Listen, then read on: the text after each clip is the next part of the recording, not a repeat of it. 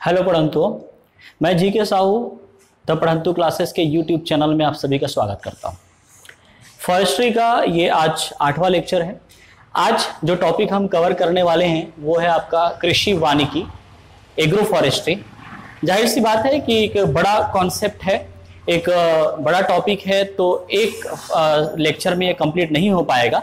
Total इसके 2 part आपको मिलेंगे इस लेक्चर के, ठीक है। आज पार्ट 1 जिसमें हम लोग मेनली क्या टॉपिक डील करने वाले हैं वो मैं आपको क्लियर कर देता हूं। कृषि वानिकी के कॉन्सेप्ट के बारे में बात करेंगे, क्या इसकी विशेषताएं हैं वो देखेंगे। फिर बात करेंगे कि क्या इससे प्रमुख फायदे हैं, बेनिफिट्स क्या क्या हैं, चाहे वो एनवायरमेंटल बेनिफिट हो, इकोलॉजिकल बेनिफिट्स हो, इकोनॉमिकल बेनिफिट्स हो, इनके बारे में हम लोग बात करेंगे।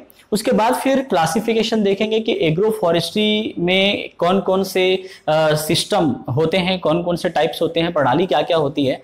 और उसके बाद फिर इस एग्रो फॉरेस्ट्री के लिए क्या क्राइटेरिया है एक अच्छे एग्रो फॉरेस्ट्री के लिए, और उसके डिजाइन की हम लोग बात करेंगे। और साथ ही हम लोग बात करेंगे नेशनल एग्रो फॉरेस्ट्री पॉलिसी 2014 की। क्लियर है? सो ये पूरा चैप्टर हम लोगों को इसमें करना है कृषि वानिकी में। तो पॉलिसी वाला और जो सिस्टम है उसमें 50% जो सिस्टम है वो हम लोग पार्ट 2 में पढ़ेंगे। आज पार्ट 1 में उस सिस्टम का 50% जो है वो कवर होगा और ये बेसिक जो बातें हैं वो हम लोग कवर करेंगे। क्लियर है? ओके, सो देखें कृषि वानिकी। अच्छा, टॉपिक स्टार्ट करने से पहले एक और बात बता दूं, हमारी जो ऑनलाइन ACF रेंजर की टेस्ट सीरीज है वो चल रही है, रनिंग है।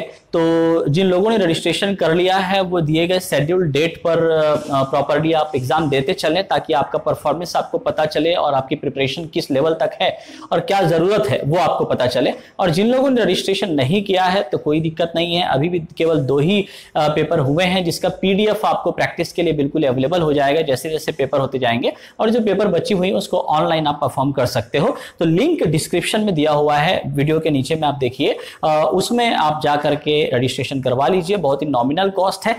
तैयारी जो है एक रिजल्ट ओरिएंटेड तैयारी आपकी होनी चाहिए, उस दृष्टिकोण से ये डिजाइन किया गया है, तो इसका फायदा उठाइए।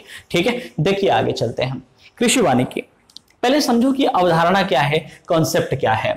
देखें कृषि वानिकी, जैसा कि नाम है आप देख रहे हो, इसमें कृषि और वानिकी दोनों चीजों का मिलन है, संगम है। कैसे? तो देखिए इसमें, देखिए ये हम किसी भी कृषि योग्य भूमि को मैक्सिमम यूटिलाइज करते हैं, पहली बात।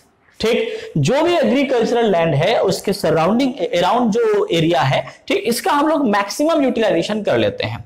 कैसे करते हैं? तो देखिए हम इसमें 2 तरह के क्रॉप्स की इस्तेमाल करेंगे, है ना। क्या क्या 2 तरह के क्रॉप्स हैं? तो एक तो हम लोग जो एग्रीकल्चरल क्रॉप है, ठीक है, एग्रीकल्चरल क्रॉप यानी कि कृषि फसलें, जिसमें आपका क्या क्या आ जाएगा, जिसमें फूड क्रॉप्स आ जाएंगी यानी कि अनाज फसल हो जाएंगी। ठीक है, दूसरी है फॉडर यानी कि जीव जंतुओं के चारे के लिए जो फसल हम लोग यूज करते हैं वो सारी चीजें इसमें आ जाएंगी। ठीक है, तो ये एग्रीकल्चरल क्रॉप हो गया। प्लस हम इसी में कम से कम एक क्रॉप जो है वो ट्री क्रॉप लेते हैं। ठीक है, किसी भी वृक्ष की किसी प्रजाति की फसल हम लोग लेते हैं। तो ये जो है ये आपका दोनों मिलकर के क्या हो जाएगा, एग्रो फॉरेस्ट्री। बात समझ में आ गई? ठीक है, क्योंकि फॉरेस्ट्री इसमें हम क्या करते हैं, फॉरेस्ट्री इसमें हम लोग क्या करते हैं, वृक्ष के किसी प्रजाति की खेती करते हैं। Tree cropping is known as the forestry. Clear है बात? ओके, सो इसमें हम क्या कर रहे हैं कि जो एग्रीकल्चरल लैंड हमारे पास है उसका मैक्सिमम यूटिलाइजेशन कर रहे हैं, और कुल मिलाकर के हम इसमें एग्रीकल्चरल क्रॉप, ट्री क्रॉप और इसी यूनिट ऑफ एरिया में, इसी भूमि के इस सेम इकाई में हम लाइव स्टॉक यानी कि पशुधन के साथ उसको मैनेज कर रहे हैं। क्लियर है बात? तो क्रॉपिंग तो है ही, फसल तो है ही, in combination with the livestocks. ठीक है, तो पशुधन और उनके चारे की व्यवस्था करना, वृक्ष के अलग अलग प्रजाति, ताकि हम लोगों को लकड़ी भी मिल सके, ईंधन भी मिल सके, क्लियर है बात? आपको फूड क्रॉप भी मिल सके, ये पूरा कॉम्बिनेशन, इस पूरे का जो मैनेजमेंट है वो आपका कृषि वानिकी के अंतर्गत आता है। क्लियर है? अब देखो ये जो कॉन्सेप्ट हम लोग देख रहे हैं, दरअसल इस कॉन्सेप्ट को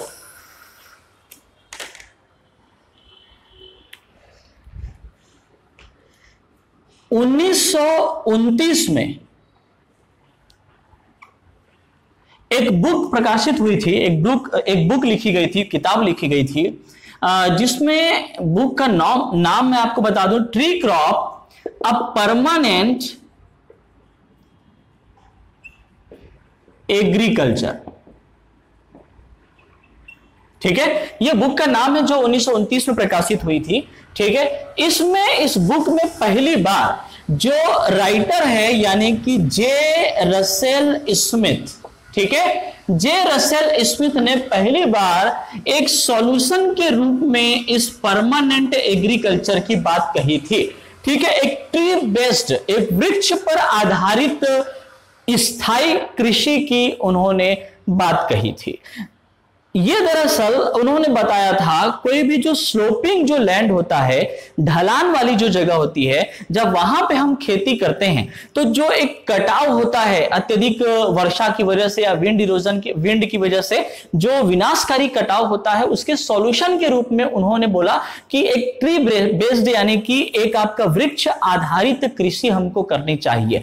तो वहां से ये कॉन्सेप्ट ये जनरेट हुआ है। तो ईयर याद रखें 1929, बुक का नाम है tree crop a permanent agriculture, and the writer of this book who given this concept first J Russell Smith.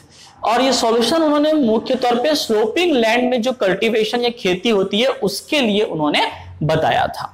Clear है यहां तक? तो इस तरीके से ये कॉन्सेप्ट सामने आया, ओके, कि हम क्या करें कि एग्रीकल्चरल लैंड में हम भोजन के जो अनाज की जो फसल है उसकी भी पैदावार करें और साथ ही साथ हम वृक्ष के अलग अलग प्रजातियों की भी फसल लें। यही है आपका एग्रो फॉरेस्ट्री। क्लियर है यहां तक? अब देखिए बात करें कि इस एग्रो फॉरेस्ट्री सिस्टम की, इस कृषि वानिकी प्रणाली की क्या क्या प्रमुख फीचर्स हैं, विशेषताएं हैं। देखें, नंबर 1, एक समय में ज्यादा फसलें। जी हां, at a time you can produce number of crops, many crops. यहां पे मोनोक्रॉपिंग नहीं है, एक कोई सिंगल फसल नहीं बल्कि आप कई फसल ले सकते हैं। मेनली यह है कि उस फसल में कम से कम एक फसल जो है वो क्या होनी चाहिए, ट्री क्रॉपिंग होनी चाहिए, यानी कि किसी न किसी जो जितने भी फसल आप ले रहे हो उसमें एक किसी न किसी प्रजाति की एक वृक्ष की फसल आपको लेनी होगी, तभी वो एग्रो फॉरेस्ट्री के अंतर्गत आएगा। क्लियर है? तो एक ही समय में आप ज्यादा से ज्यादा फसल ले सकते हो, तो ये एक फायदेमंद वाली बात है। दूसरा, मल्टीपल आउटपुट उसको वहां से आपको मिलेगा, क्योंकि number of crops are more, so number of output is more. Clear है? दैट मीन्स ये कि आपको फूड क्रॉप, फॉडर, फ्यूल और टिम्बर, ये चारों की जो जरूरतें हैं वो आपकी पूरी हो सकती हैं। ये आउटकम, ये प्रोडक्शन आपको वहां से मिलेगा। नंबर 2, आप मल्टीपर्पस ट्रीज जो हैं, श्रब्स जो हैं, उसके उपयोग को बढ़ावा देते हो। जो ऐसे वृक्ष जो आपके ज्यादा से ज्यादा उद्देश्यों की पूर्ति कर रहा है, ठीक, ऐसे झाड़ियों, ऐसे वृक्ष के उपयोग को आप बढ़ावा दे रहे हैं। अगर बात करें तो स्ट्रक्चरल फॉर्म में या फंक्शनल फॉर्म में ये थोड़ा जटिल हो जाता है, क्योंकि आप एक से अधिक फसल ले रहे हो। ठीक है, तो डिपेंड करता है कि आपको ये चीज नॉलेज हो इस बात की कि भाई उस सिस्टम में हमको ट्री क्रॉपिंग कैसे लेनी है और बाकी जो क्रॉपिंग है वो कैसे लेनी है। उसका या तो सिस्टमेटिक वे होगा या एक बिखरे हुए रूप में होगा, जिस तरीके से भी लेना होगा उसको समझना जरूरी है। तो थोड़ा सा, चूंकि फसल बहुत सारे हैं, अलग अलग हैं, इसलिए संरचनात्मक और कार्यात्मक रूप से थोड़ी जटिल प्रणाली ये हो जाती है। ठीक, आगे यदि बात करें तो एक और फायदेमंद चीज है इस एग्रो फॉरेस्ट्री की, और वो क्या है, देखिए कि आप मल्टी स्टोरी अरेंजमेंट रखते हो। ठीक है, multi storey arrangement that means क्या कि आप क्या करते हैं कि जैसे वृक्ष है, ठीक है, तो ये एक वृक्ष हो गया, ठीक है, ये एक वृक्ष हो गया, फिर ये एक वृक्ष हो गया। इस तरीके से आप क्या करते हैं कि ये आप अलग अलग लेवल पे, अलग अलग स्टोरी पे, जैसे यहाँ पे आपको इस वृक्ष की एक स्टोरी, एक मंजिल दिख रही है, ये एक मंजिल दिख रही है, ये एक आपको मंजिला दिख रहा है, ठीक है ना। तो ये अलग अलग जो मल्टी स्टोरी अरेंजमेंट आपने किया है, तो इससे ये होता है कि हर एक वृक्ष को या हर एक फसल को जरूरत के लिए जितने भी प्रकाश की मात्रा है, हवा की मात्रा है, पानी की मात्रा है या न्यूट्रिएंट्स यानी कि पोषक तत्वों की जो मात्रा है, वो सभी वृक्षों को पर्याप्त रूप से समान रूप से मिल जाता है। उनके बीच में इन सभी की मात्रा को अवशोषित करने के लिए, लेने के लिए जो प्रतिस्पर्धा होती है वो यानी कि कंपटीशन जो है वो कम हो जाता है।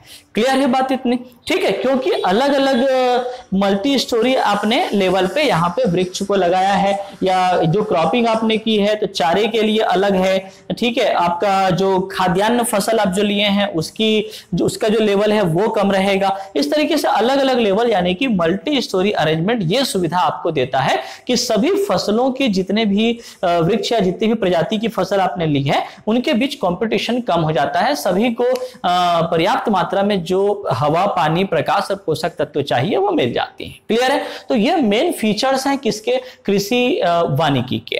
आई बात समझ में? चलिए अब आगे बढ़ता हूं। देखिए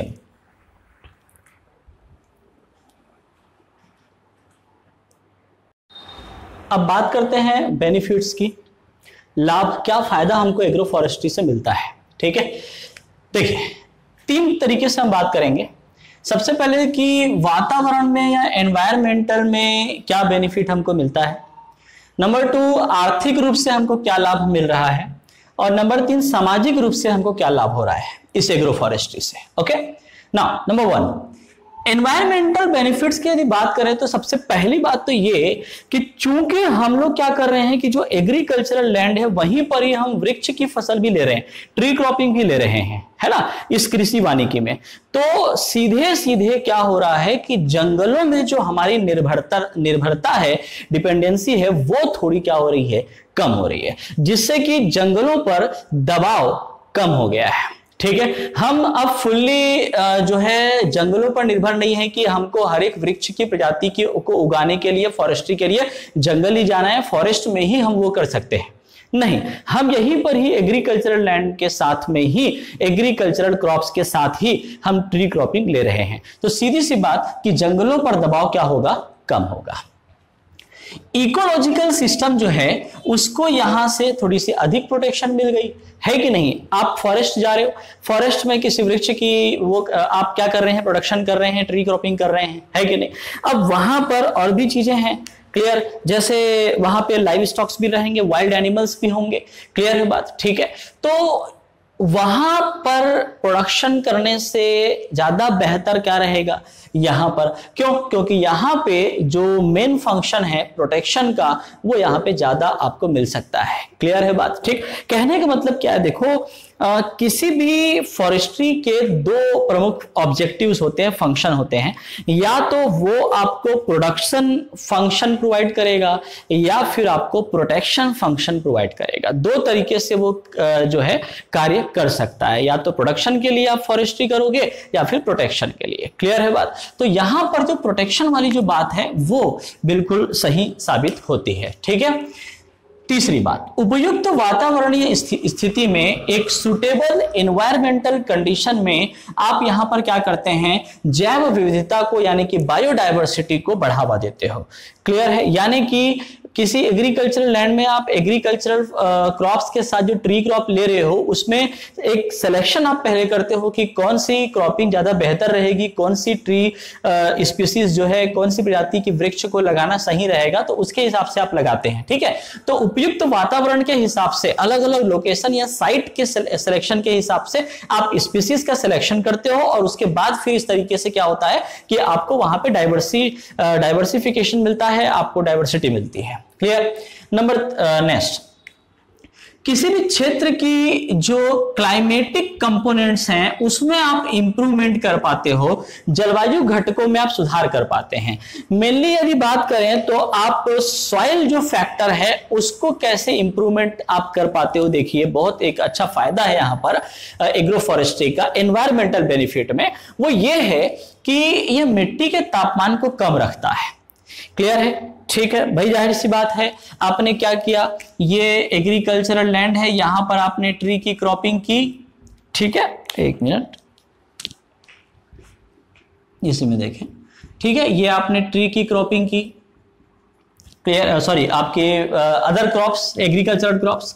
और उसके बाद फिर मान लीजिए ये किनारे किनारे आपने इस मेड़ पर, ठीक है, ये जैसे कि खेत के चारों ओर जो है मेड़ हो गया, ठीक, यहां पर आपने क्या किया, वृक्ष लगा दिए। क्लियर है? इस तरीके से तो इससे क्या होगा कि इस जमीन पर जितनी मात्रा सूर्य की, सनलाइट की, सूर्य के प्रकाश की पड़ती है, विदाउट ट्रीज, ठीक है, वृक्ष यदि नहीं रहेंगे तो ज्यादा प्रकाश की मात्रा इसमें पड़ेगी। लेकिन यदि वृक्ष है तो इसमें अब पहले की अपेक्षा, यानी कि मोनोक्रॉपिंग, एक अकेला सिंगल फसल जो आप ले रहे हो, उसके अलावा यहां पर वृक्ष की फसल लेने से प्रकाश की मात्रा अब पहले की अपेक्षा कम पड़ेगी। तो इससे यह होगा कि जो मिट्टी का जो तापमान है, इस मिट्टी के तापमान को यह क्या करेगा, रिड्यूस कर देगा। और तापमान यहां पर मिट्टी में जितना कम रहेगा उतना ही यहां से वाष्पीकरण भी कम होगा। इवेपोराइजेशन जो है वो, उसका जो रेट है, उसकी जो दर है वो कम हो जाएगी। तो उससे यह होगा कि इस मिट्टी में नमी की मात्रा हमेशा बनी रहेगी। क्लियर है बात? और मिट्टी की नमी की मात्रा, मिट्टी में नमी की मात्रा बनी रहेगी, इसका मतलब यह है कि ये जो मिट्टी है उसका, उसमें एक तो ये कि ग्रोथ के लिए जो पानी की मात्रा चाहिए वो उस वृक्ष को मिलते रहेंगी, उस क्रॉप को मिलते रहेगा। क्लियर है? इसके अलावा उसमें पोषक तत्वों की जो कमी है उसको भी हम दूर कर देते हैं। क्यों?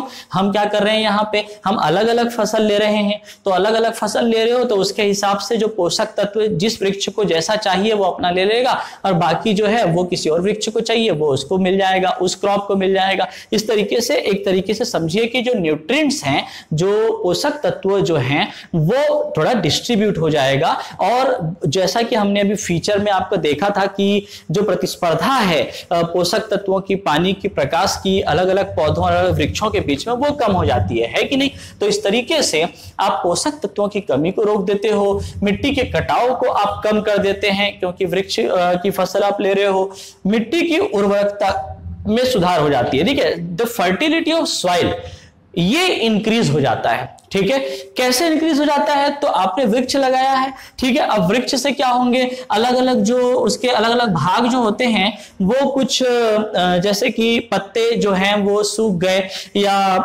पानी ज्यादा पड़ रहा है तो वृक्ष में लगे लगे वो सड़ गए, फिर वो नीचे गिरे। तो इस तरीके से जो एक कहते हैं जो लीटर फॉल जो होता है, कूड़े को गिरने से वहां जमीन पे, वो क्या होगा, वनस्पति जो है एक तरीके से फर्टिलिटी को बढ़ा देगा। क्लियर है बात? तो इस तरीके से सॉइल की फर्टिलिटी बढ़ जाती है।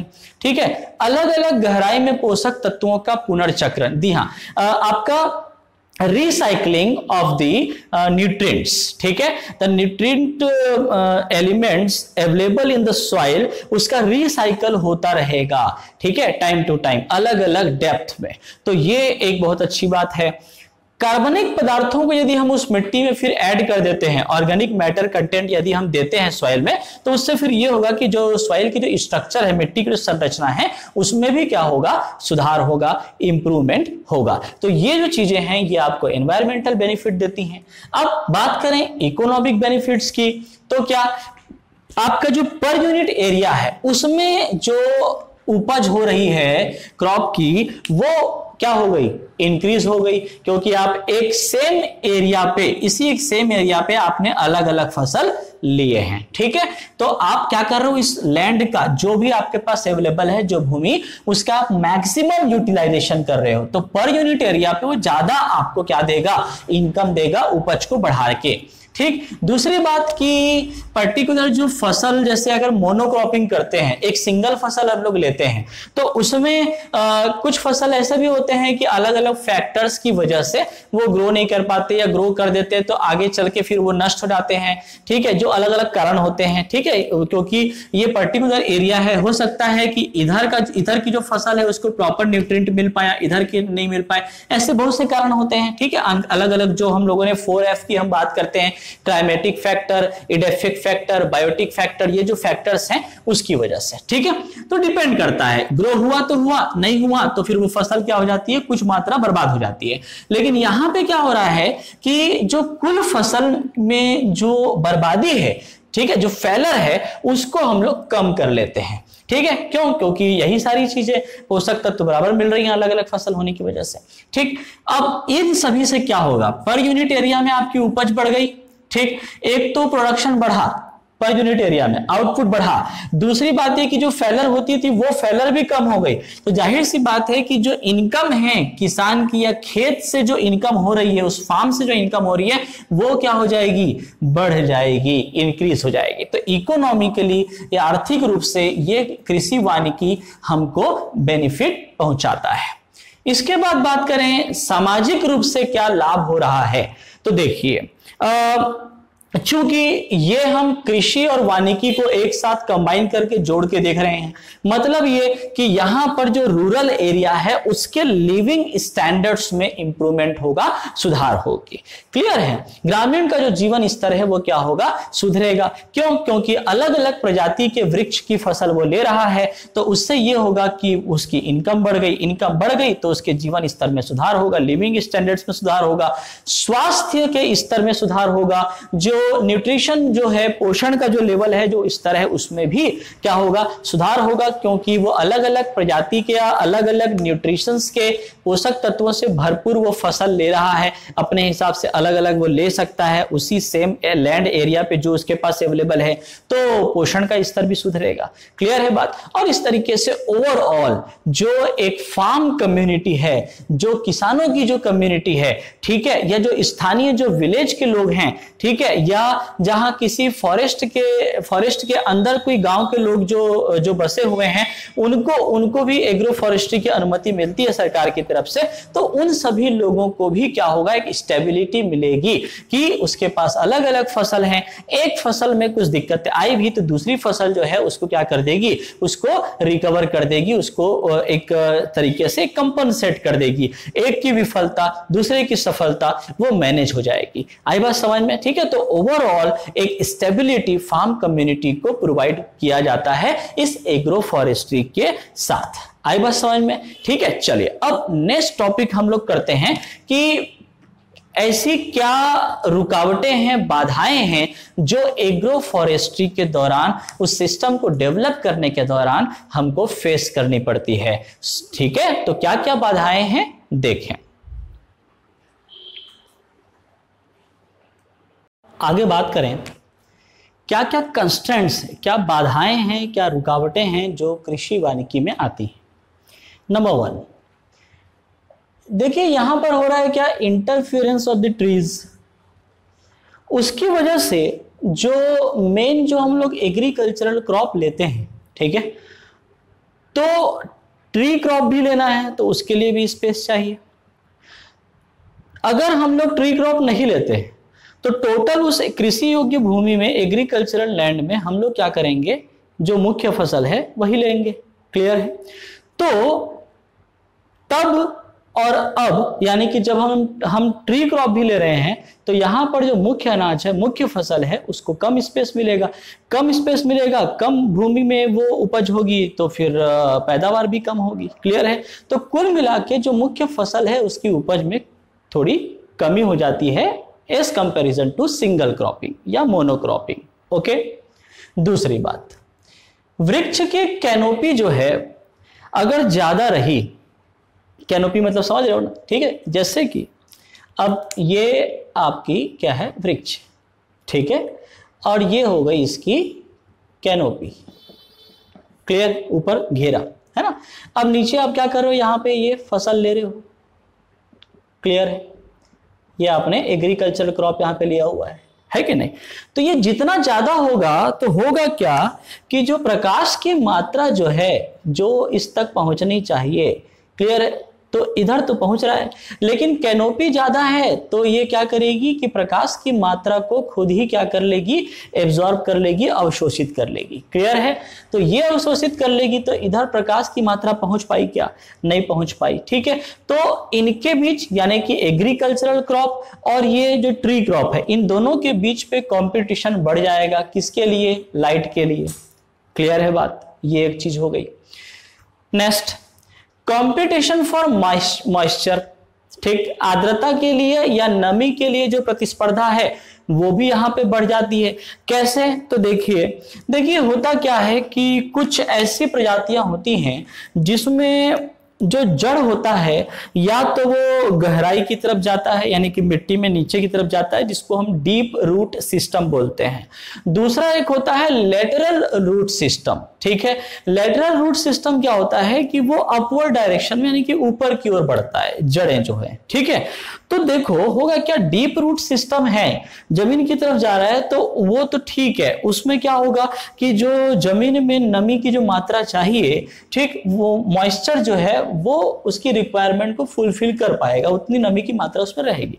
लेकिन यदि लेटरल है, ठीक है, तो उसमें दिक्कत आ जाती है। जैसे यूकेलिप्टस में क्या होता है कि ऊपर की ओर भी जड़ें निकलती हैं, ठीक है। तो ऊपर की ओर भी जड़ें जा रही है, तो उससे क्या होगा कि मॉइस्चर कंटेंट जो है वो मिट्टी में तो कम हो गया, जड़ें बाहर की तरफ यानी कि एयर में एक्सपोज है, जमीन से बाहर निकली हुई है जड़ें, ठीक है, और उसमें भी मॉइस्चर चाहिए, क्या उसको भी नमी चाहिए, है कि नहीं, जड़ों में भी नमी जा रही है, तो मिट्टी में मॉइस्चर कम हो गया, ठीक। दूसरी बात, एक और उदाहरण लेते हैं, जैसे कि बंबू, ठीक है। बांस की जो कुछ प्रजातियां होती हैं, बांस के जो वृक्ष होते हैं, उसको ज्यादा पानी की जरूरत होती है, क्लियर है। तो यदि हम लोग ये क्रॉपिंग कर रहे हैं और यहीं पर हम लोग क्या करते हैं कि हम लोग बांस के वृक्ष हम लोग यहाँ पे लगा देते हैं, लाइक दिस, क्लियर है, ठीक है।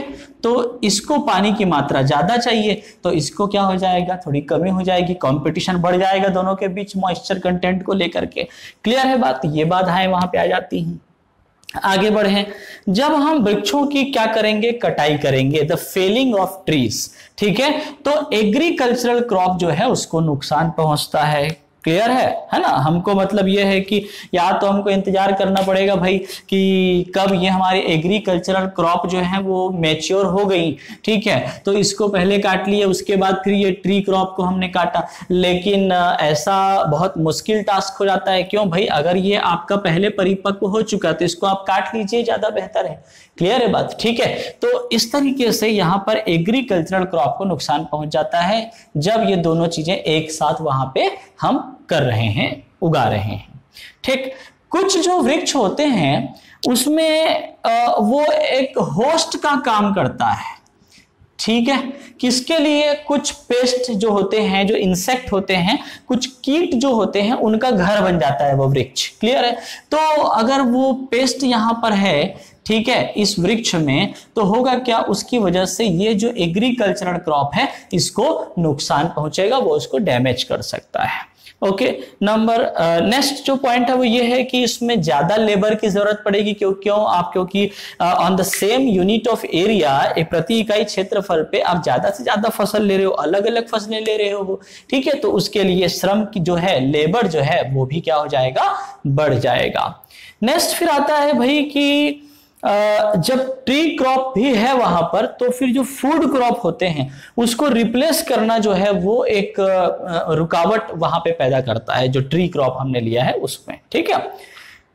ऑब्वियस सी बात है, जो वृक्ष है वो पक्षियों को, है ना, जितने भी चिड़िया की जो अलग अलग प्रजातियां हैं उन सबको क्या करती है, अट्रैक्ट करती है अपनी तरफ, ठीक है। अब ज्यादा से ज्यादा चिड़िया वहां पे आके बैठी रहेगी, तो उससे जो, जैसे कि फूड क्रॉप वगैरह हमने लिया है, ठीक है, तो उसको चढ़ देंगी, चुग देंगी जो बर्ड्स हैं वो, ठीक है, तो ये नुकसान यहाँ पे हो सकता है ना। कुछ वृक्ष की प्रजातियां ऐसी होती हैं जो रासायनिक जो उत्पाद होते हैं, जो केमिकल जो होता है वो उन वृक्षों से हमको मिलता है, ठीक है। तो अगर हम लोग एग्रीकल्चरल क्रॉप के साथ कुछ ऐसे प्रजातियों को के वृक्ष को हम लोग ले लेते हैं जो रासायनिक उत्पादन करते हैं, जैसे कि आपके एलोपैथी जिसको बोला जाता है, ठीक है, तो वो रासायनिक जो चीजें हैं वो नुकसान पहुंचा देती हैं किसको, जो एग्रीकल्चरल क्रॉप है उसको। तो इस तरीके से ये जो चीजें हैं वो बाधाएं उत्पन्न कर देती हैं इस कृषि वानिकी सिस्टम को फॉलो करने के लिए या अडॉप्ट करने के लिए, क्लियर है। तो इन बाधाओं को दूर कैसे किया जाए, इसको समझना जरूरी है। देखिए, इन बाधाओं को दूर किया जा सकता है कैसे, एक प्रॉपर हमको प्रभावशाली प्रबंधन करना होगा, एक इफेक्टिव मैनेजमेंट करना होगा, एक केयरफुल प्लानिंग और स्किलफुल मैनेजमेंट, ये दो चीजें रिक्वायर्ड हैं। यदि ये दो चीजें हम लोग कर लेते हैं तो इन बाधाओं को हम लोग इफेक्टिवली क्या कर सकते हैं, हटा सकते हैं। एग्रो फॉरेस्ट्री का जो आउटकम है उसको हम लोग बेटर कर सकते हैं, ठीक है। कैसे, यदि हम लोग प्रॉपरली प्लानिंग करते हैं केयरफुली, ठीक है, एक हम लोग क्या करते हैं कि स्किलफुल मैनेजमेंट करते हैं, तो उससे ये होगा कि जो नकारात्मक प्रभाव हैं वो कम हो जाएंगे, ठीक है, और जो टोटल जो यील्ड है, टोटल यील्ड ऑफ क्रॉप, कुल उपज जो है फसल की, वो क्या हो जाएगी, उसमें वृद्धि हो जाएगी। क्लियर है। अब इस चीज को हम लोग अचीव कैसे करेंगे, कैसे उसको हम लोग प्राप्त कर पाएंगे? तो दो चीजें हैं, या तो आप जो ट्री यहाँ पे क्रॉप ले रहे हो उसमें क्या चेंज हमको चाहिए, उसमें किस तरीके से हमको चॉइस करना होगा वो आप ध्यान में रखो, या फिर दूसरा ये जो एग्रीकल्चरल क्रॉप आप जो ले रहे हो उसको ध्यान में रखो कि वो किस तरीके से हमको लेना है। तो दो ही चीजें हो सकती है कि नहीं? तो बात करते हैं जो मैंने आपका ट्री क्रॉपिंग जो है फॉरेस्ट्री का अंतर्गत जो आ रहा है उसको यदि हम लोग देखते हैं तो देखिए, नंबर 1 जो बाधाएं यदि आपको समझ में आ गई हैं तो ये भी आप ओवरकम कर सकते हो, आसानी से ये चीज समझ में आ जाएगा। कैसे? देखो, हम ऐसे वृक्ष को लेंगे जिसकी प्रकृति कैसी हो, जो एक लेज्यूम नेचर का हो, मतलब ये कि ये ऐसा हो जो क्या करे, डीप रूट सिस्टम हो। क्लियर है? डीप रूट सिस्टम मतलब ऐसे वृक्ष आप लीजिए जिसकी प्रकृति ऐसी हो कि उसकी जो जड़ें हैं वो ऊपर की ओर नहीं, लेटरल अपवर्ड डायरेक्शन में नहीं, बल्कि जमीन में गहराई की तरफ वो उसकी जड़ें जाए। उससे यह होगा कि जड़ें जमीन के अंदर ही रहेंगी, तो मिट्टी में उसके आसपास, उस वृक्ष के आसपास के उस एरिया में, उस क्षेत्र में नमी की मात्रा हमेशा बनी रहेगी। और उससे यह होगा कि जो कंपटीशन जो है, प्रतिस्पर्धा ट्री और जो एग्रीकल्चरल क्रॉप है उन दोनों के बीच, वो कंपटीशन क्या हो जाएगा, कम हो जाएगा पानी और पोषक तत्वों के लिए। क्लियर? दूसरी बात, ट्री के जो क्राउन है जो कि क्या कर रहा था, जो लाइट को लेकर के कंपटीशन, वहां पे प्रतिस्पर्धा लेकर के आ रहा था दोनों क्रॉपिंग के बीच में, एग्रीकल्चरल क्रॉप और वृक्ष के बीच में, उसको कम करना है। तो कैसे कम करोगे? आप ऐसे वृक्ष की प्रजाति को उगाइए, वहां पर क्रॉपिंग कीजिए जिसकी कैनोपी क्या हो, जिसकी कैनोपी कम हो, ना कि ज्यादा। क्लियर है बात? ठीक है, ज्यादा कैनोपी होगी, ज्यादा स्पेस वो घेरेगा वृक्ष, तो उतनी ही कम मात्रा ये जो नीचे आप यहां पर जो क्रॉपिंग ले रहे हैं, ठीक है, उस पर पहुंचेगी। तो यदि क्राउन इसका कम है तो स्पेसिंग ज्यादा हो जाएगी, ज्यादा जगह मिल जाएगी, और इस तरीके से जो प्रकाश की मात्रा के लिए जो प्रतिस्पर्धा हो रही है वो प्रतिस्पर्धा कम हो जाएगी। पर्याप्त मात्रा में प्रकाश जो है वो एग्रीकल्चरल क्रॉप को भी मिलेगा। नेक्स्ट, जब हम छटाई करते हैं, ठीक है, जब हम प्रूनिंग करते हैं ट्रीज की, तो उससे भी क्या होती है कि जो प्रकाश की जो मात्रा है वो जो एग्रीकल्चरल क्रॉप है उस तक पहुंच पाती है, उसको प्रॉपरली वो मिल पाती है। तो प्रूनिंग जो है वो जरूरी हो जाती है, वो भी आपको समय समय पे करना पड़ेगा। ठीक है, छटाई। अच्छा, ये ऊपर जो है ये प्रूनिंग ऑफ ट्रीज हम जो बोल रहे हैं, मतलब ये कि ये इस तरीके से मान लीजिए कि ये घेरा ज्यादा हो गया, कैनोपी ज्यादा हो गई है ना, तो इसको हम लोग कटाई करेंगे। क्लियर है? ये कटाई हम लोग करेंगे तो उसको ये वो एक हो गया। दूसरा होता है एक रूट प्रूनिंग। रूट प्रूनिंग मतलब हम जिसमें क्या करते हैं, जो जड़ें हैं, ठीक है, उन जड़ों की कटाई भी कर सकते हैं। ठीक है, तो जड़ों की कटाई करेंगे तो उससे ये होगा कि वृक्ष के जड़ों की कटाई जब हम लोग करेंगे तो उससे ये होगा कि जो कंपटीशन हो रहा है मॉइस्चर के लिए, न्यूट्रिएंट्स के लिए, उसको हम लोग और कम कर सकते हैं इन दोनों के बीच में, दोनों क्रॉप्स के बीच में। ठीक, तो ट्रीज को लेकर के हमको ये बातें ध्यान में रखनी होगी। इसमें प्रॉपरली यदि हम लोग मैनेज करते हैं तो बेटर आउटकम आ सकता है एग्रो फॉरेस्ट्री में। अगर बात करें एग्रीकल्चरल क्रॉप की, तो एग्रीकल्चरल क्रॉप का जो सिलेक्शन है, उसकी जो चॉइस है, ये एक बहुत बड़ा पॉइंट हो जाता है, खास तौर पे उसके लिए जब हम लोग क्या करें कि नकारात्मक प्रभावों को कम करना चाहते हैं। ठीक है, तो जो भी निगेटिव इंपैक्ट है उसको कम करने के लिए जो एग्रीकल्चरल क्रॉप हम लोग ले रहे हैं उसका भी चॉइस जो है वो मायने रखता है। इन सभी चीजों को अपना करके आप क्या कर सकते हो, बेटर आउटकम ले सकते हो। ठीक है, आप ऐसे क्रॉप मत लीजिए, ऐसे वृक्ष मत लीजिए जो रासायनिक उत्पाद देते हो। ठीक है, एक साथ उसको नहीं लेना है। एक साथ लेंगे तो फिर वही एलोपैथी जो होता है, ठीक है, उसकी वजह से डैमेज हो सकता है मुख्य फसल को। यूकेलिप्टस के केस में ऐसा ही होता है। क्लियर है बात? ठीक है ना? तो इनको आप ध्यान में रखें, इस तरीके से हम लोग मैनेज कर सकते हैं। प्रॉपर प्रबंधन करिए और रिजल्ट जो है वो ये होगा कि नकारात्मक प्रभाव कम होंगे और कुल उपज जो है टोटल यील्ड ऑफ क्रॉप वो क्या हो जाएगी, उसमें वृद्धि हो जाएगी। क्लियर है? तो ये हमने देखा बाधाएं क्या है और उसको कैसे हम लोग मैनेज करें, ठीक है, ताकि अच्छा आउटकम हमको मिले, इस एग्रो फॉरेस्ट्री को हम और अच्छा या बेहतर बनाएं। क्लियर है? अब बात करते हैं, ये बेसिक बातें हो गई, आधारभूत बातें हो गई। अब हम लोग आगे चलते हैं और इस कृषि वानिकी के क्लासिफिकेशन क्या है और कौन कौन से सिस्टम उस क्लासिफिकेशन के अंतर्गत हम देखेंगे, एग्रो फॉरेस्ट्री सिस्टम्स। क्लियर है? देखें,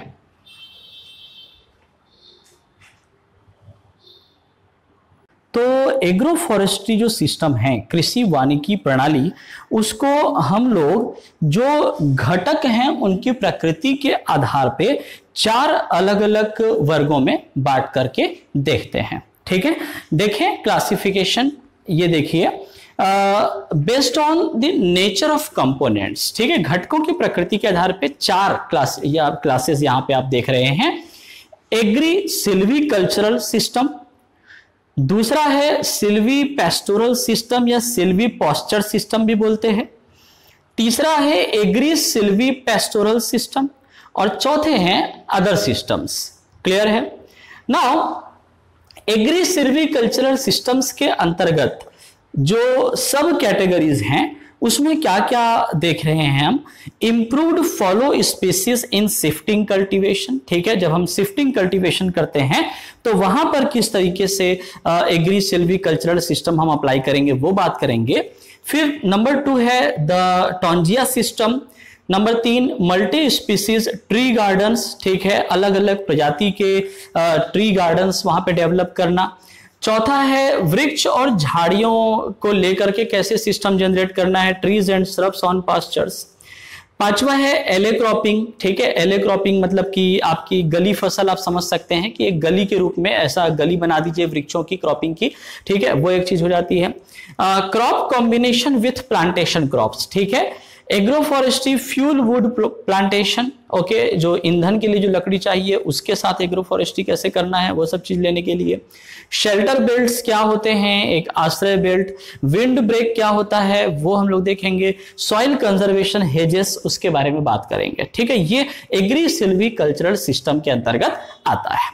फिर नेक्स्ट होता है आपका सिल्वी पेस्टोरल सिस्टम या सिल्वी पॉस्चर सिस्टम, जिसमें 3 अलग अलग पॉइंट देखेंगे। एक हम लोग देखेंगे live fence of fodder trees and hedges. ठीक है, चारा के लिए जो वृक्ष होती है उसकी फेंसिंग कैसे करते हैं। प्रोटीन युक्त जो वृक्ष होते हैं उसको हम लोग कैसे उगाएंगे फॉरेस्ट्री के तहत। और trees and shrubs on pastures, इसको हम लोग देखेंगे। तो 3 चीजें सिल्वी पेस्टोरल सिस्टम में आ जाती है। ठीक है, तो ये जो दोनों पॉइंट है आपका एग्री सिल्वी कल्चरल सिस्टम और सिल्वी पेस्टोरल सिस्टम, पहले 2 क्लासेस, इसको हम लोग आज इस टॉपिक में कवर करने वाले हैं आज के लेक्चर में। ठीक है, नेक्स्ट लेक्चर में हम लोग एग्री सिल्वी पेस्टोरल सिस्टम और अदर सिस्टम्स के बारे में बात करेंगे और पॉलिसीज वगैरह जो है नेशनल एग्रो फॉरेस्ट्री पॉलिसी, उसको हम लोग देखेंगे। क्लियर इतनी चीजें? ठीक है, चलिए स्टार्ट करते हैं। सबसे पहला है आपका क्या, एग्री सिल्वी कल्चरल सिस्टम्स। देखें कृषि वानिकी में जो पहला क्लासिफिकेशन जो है वो है agricultural systems of agro forestry. ठीक है, यानी कि कृषि संवर्धन प्रणाली। कृषि संवर्धन प्रणाली में हम क्या करेंगे कि जो एग्रीकल्चरल क्रॉप है उसमें सुटेबली हम क्या करेंगे, मिक्स कर देंगे ट्री क्रॉप्स को। ठीक है, यही आपका क्या है, एग्री सिल्वी कल्चरल सिस्टम। अब इसमें जो सबसे पहला हम देखते हैं, इसके अंतर्गत और भी बहुत सारे प्रकार हैं एग्रीकल्चरल सिस्टम्स के, उसमें एक एक करके डिस्कस करेंगे। पहला पॉइंट है आपका improved follow species in shifting cultivation. Clear है? जैसा कि नाम है, देखो इसमें क्या होता है कि जो शिफ्टिंग कल्टीवेशन जब हम लोग करते हैं, ठीक है, जब हम लोग शिफ्टिंग खेती करते हैं, ओके, तो उस दौरान शिफ्टिंग खेती करने के बाद हम प्लांटिंग कर देते हैं, रोपण कर देते हैं ऐसे वृक्ष का जो फिर आने वाले सालों में मिट्टी के कटाव को रोक देती है। ठीक, मिट्टी के कटाव को रोक देती है और इससे यह होता है कि मिट्टी में जो पोषक तत्व हैं, ठीक है, वो मिट्टी के पोषक तत्व जो हैं वो फिर से रिकवर हो जाते हैं। क्लियर है? तो पड़ती भूमि में शिफ्टिंग खेती के बाद ये वृक्षारोपण की जाती है। क्लियर है? तो इससे ये होता है कि ऐसे वृक्ष जो हम लगाते हैं तो हमको ध्यान रखना पड़ेगा कि वृक्षारोपण हम उस प्रजाति के वृक्ष की करें उस पड़ती भूमि में जो कटाव को रोके, उसमें ये क्षमता हो कि वो वृक्ष के जो मिट्टी का कटाव है उसको रोके, और दूसरा जो पोषक तत्व हैं यानी कि जो न्यूट्रिएंट्स हैं उसको रिस्टोर कर सके। क्लियर है? ऐसे ही वृक्ष को रोपित करना है किसमें? पड़ती भूमि में। ये आपका क्या है कि follow species in shifting cultivation. Clear है बात? ये शिफ्टिंग कल्टीवेशन में यूज होता है, ये भी आपको याद रखना है। क्लियर इतनी चीजें? चलिए अब आगे बढ़ते हैं और बात करते हैं दूसरे टाइप के सिस्टम के लिए, और वो है टोंजिया सिस्टम या टुंगिया सिस्टम भी कहीं कहीं पे लिखा रहता है। ठीक है, जो भी आप पढ़ना चाहें। अब देखो पहली बात क्या, ये जो टुंगिया सिस्टम है इसमें क्या होता है, देखिए इसमें दरअसल जो स्थानीय जो लोग होते हैं, जो लोकल पीपल्स हैं, ठीक है, उन स्थानीय लोगों को परमिशन दे दी जाती है कि आप जो भी एग्रीकल्चरल क्रॉप ले रहे हो उसी के साथ आप क्या करिए, उसी के साथ आप ट्रीज क्रॉप भी लीजिए। ठीक है, आप उगाइए, ये अनुमति उनको दे देते हैं। मतलब ये कि वो जो स्थानीय लोग हैं, जो किसान हैं, उसी की ही पूरी जिम्मेदारी होती है उस भूमि को तैयार करने में, फिर प्लांटिंग करने में यानी कि रोपण करने में। क्लियर है? और फिर उसके बाद फिर उसको उसकी प्रोटेक्शन, उसके देखभाल करने में। ठीक है, ये पूरा जो प्रोसेस है उसके लिए पूरी जिम्मेदारी किसकी होगी? उस स्थानीय व्यक्ति की होगी, उन स्थानीय लोगों की होगी। किसमें? ये आपका टोंगिया सिस्टम में। क्लियर है बात? ठीक। अब इसमें अलग अलग प्रकार हैं, जैसे पहला है विभागीय आपका टोंजिया सिस्टम, दूसरा है क्या आपका पट्टा टोंजिया सिस्टम, और एक है आपका ग्राम टोंजिया सिस्टम। क्लियर है? तीन आपके सिस्टम यहां पे हैं। ठीक है, डिपार्टमेंटल टोंजिया सिस्टम में क्या रहेगा कि जो वन विभाग है, ठीक, ये वन विभाग अपने कर्मचारियों की हेल्प से क्या करेगी, ये जो ट्री क्रॉप है, ठीक, और जो एग्रीकल्चरल क्रॉप है उसको क्या करेगी? उगाएगी। क्लियर है बात? ये पूरी जिम्मेदारी किसकी रहेगी? वन विभाग की रहेगी। क्लियर है? टोटली उसी के अंडर कंट्रोल रहेगा, नियंत्रित रहेगा। तो ये डिपार्टमेंटल टोंजिया सिस्टम हो गया। फिर आता है लीज्ड टोंजिया सिस्टम। ठीक, तो इसमें क्या रहेगा, जो स्थानीय लोग हैं यानी कि जो लोकल जो पीपल हैं, ठीक, उन स्थानीय लोगों को क्या किया जाएगा? पट्टे पर जमीन दे दी जाएगी। ठीक है, पट्टे पर जमीन दे दी जाएगी और उनको ये लीज पर हम दे देंगे। उसको बोला जाएगा कि भैया आप क्या करो, आप अपनी जमीन पर एग्रीकल्चरल क्रॉप भी करो और ट्री क्रॉप भी करो, वृक्ष की प्रजाति भी आप उगाओ। क्लियर है? सामान्य रूप से याद रखिएगा, सामान्य रूप से ये जो पट्टे पर जमीन दी जाती है ये आपका 1 से 2 हेक्टेयर की जमीन होती है। ठीक है, 1 से 2 हेक्टेयर की जमीन आवंटित कर दी जाती है स्थानीय लोगों को। ठीक है, कि आप इस जमीन के अंतर्गत जो है क्या करोगे? एग्रो फॉरेस्ट्री करोगे, कृषि वानिकी करोगे। ठीक है, और एक निश्चित समय भी दिया जाता है, जो पट्टा दिया जा रहा है, जो लीज पे दिया जा रहा है, समय भी निर्धारित रहता है। ठीक है, तो 3 से 4 साल जो है वर्षों का समय दिया जाता है, इसको याद रखिएगा। ठीक है, क्लियर है? 1 से 2 हेक्टेयर की जमीन दी जाएगी, आवंटित की जाएगी 3 से 4 साल के लिए। उस टाइम पे उनको क्या करना है, वो स्थानीय लोगों को, उनकी जिम्मेदारी है कि वो क्या करेंगे कि उस आवंटित जमीन पर अपनी खेती बाड़ी करेंगे। क्लियर है बात इतनी? ठीक है, मतलब कि कृषि वानिकी होनी चाहिए, ट्री भी वो उगाएंगे और एग्रीकल्चरल क्रॉप भी लेंगे। मुख्य जो भी अनाज की फसल ले रहे हैं, चारे की फसल ले रहे हैं, लकड़ी ईंधन के लिए फसल ले रहे हैं, ये सारी चीजें बात समझ में आ रही है। ठीक, फिर आता है विलेज टोंगिया। ठीक है, विलेज टोंजिया सिस्टम यानी कि ग्राम टोंजिया सिस्टम जो है, अगर किसी फॉरेस्ट के अंतर्गत, ठीक है, किसी फॉरेस्ट के अंतर्गत जो गांव बसे हैं, ठीक है, उन्हीं को ही ये अधिकार दिया जाता है कि आप उस जंगल के अपने उस क्षेत्र में क्या करो, एग्रो फॉरेस्ट्री करो।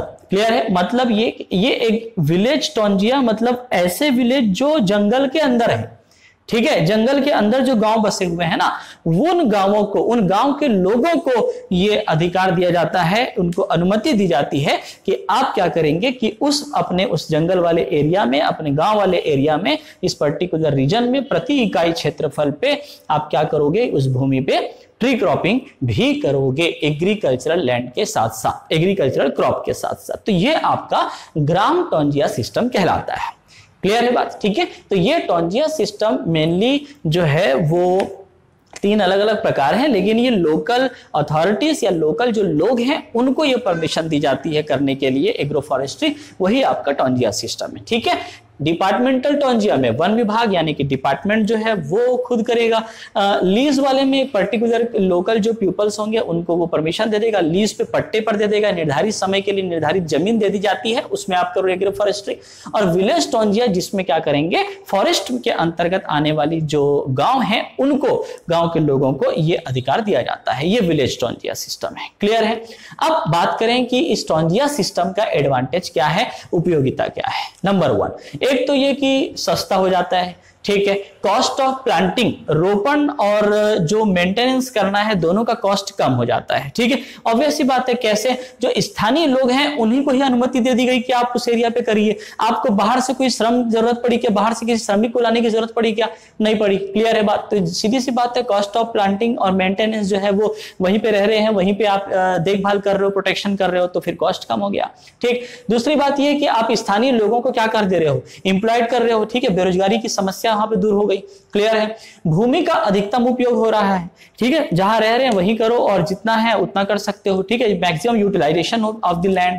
ठीक, रिन्यूमरेशन यानी कि उच्च पारिश्रमिक मिल रहा है, जैसे कि ये वन विभाग को उच्च पारिश्रमिक मिल रहा है। ठीक है, यहां पर आप क्या कर रहे हो, फूड क्रॉप कर रहे हो और फॉरेस्ट क्रॉप भी आप वहीं पे कर ले रहे हो, तो ये एक उपयोगिता यहां पे मिल जाती है। लेकिन हाँ, कुछ डिसएडवांटेज भी हैं। डिसएडवांटेज क्या है? पहला, ज्यादा से ज्यादा क्रॉप होंगी तो उससे ये होगा कि मृदा की जो उर्वरता है, फर्टिलिटी है, वो उसमें रिड्यूस होगा, कम होगा। ठीक है, डिप्लीशन आएगा। ठीक, दूसरी बात, एपिडेमिक। जी हाँ, जो फूड क्रॉप्स होती है जनरली, उन फूड क्रॉप्स में कुछ एपिडेमिक होती हैं, महामारी होती है, बीमारियां होती है, तो ऐसी महामारियां फूड क्रॉप से ट्री क्रॉप में शिफ्ट होने की चांसेस है, यानी कि डेंजर है, खतरा है। ठीक है, कानूनी समस्या भी आ जाती है। यहां पे आप क्या कर रहे हो, निर्धारित 3-4 साल के लिए पट्टे पर कुछ जमीन आप आवंटित कर दिए हो, है कि नहीं। अब 3-4 साल के लिए आपने आवंटित किया है, वहां पे अब क्या होगा कि जब ट्रीज उग जाएंगी, वृक्ष होंगे, क्रॉप होंगी, ये सारी चीजें होंगी, तो कहीं ना कहीं कुछ ना कुछ समस्या आएगी कि कितनी जमीन दी गई थी, इसकी सीमा क्या थी, है ना। इस तरीके से थोड़ी बहुत जो है कानूनी समस्याएं, कानूनी दांव पेच यहाँ पे रहता है। ठीक, दूसरी बात, आप स्थानीय लोगों को यह अधिकार दे रहे हो कि आप करो। ठीक है, तो वहां के लोगों को रोजगार तो मिल रहा है, लेकिन कहीं ना कहीं एक तरीके से देखा जाए तो ये मानव श्रम शोषण का एक रूप है, ये लेबर एक्सप्लॉयटेशन का एक रूप है कि आप जहां रह रहे हो वहां पर आप ये भी करो, वो भी करो, आप ऐसा कह रहे हैं। क्लियर? मतलब ये कि आप उनको थोड़ा सा बॉन्ड कर रहे हैं कि आप एग्रीकल्चरल क्रॉप के साथ क्या करो, ट्री क्रॉप भी लो, वृक्ष भी करो, तो उसकी देखभाल भी तो करनी है ना। क्लियर बात? अलग अलग लेवल पे, समझे कि नहीं बात को। ठीक है, तो ये थोड़ा सा मानव श्रम शोषण का एक रूप हो जाता है। क्लियर है ये? ठीक है, तो ये 2 टॉपिक आपने समझ लिया, 2 सिस्टम हम लोग समझ लिए। अब आगे बढ़ते हैं अगले पॉइंट्स की तरफ।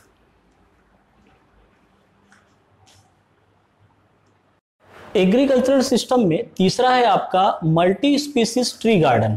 ठीक है, तो क्लियर है, मल्टी स्पीसीज यानी कि क्या, कि अलग अलग प्रजातियों की जो वृक्ष होती है, जो अलग अलग प्रजातियों की जो क्रॉप्स होती हैं, वो सबको एक साथ क्या कर देते हैं, ग्रो करते हैं, उगाते हैं एक पर्टिकुलर एरिया पे। ठीक है, तो वो आपका मल्टी स्पीसीज ट्री गार्डन हो जाएगा। ठीक, अब बात करते हैं एले क्रॉपिंग की, है ना। इसको थोड़ा सा डिटेल में देखेंगे।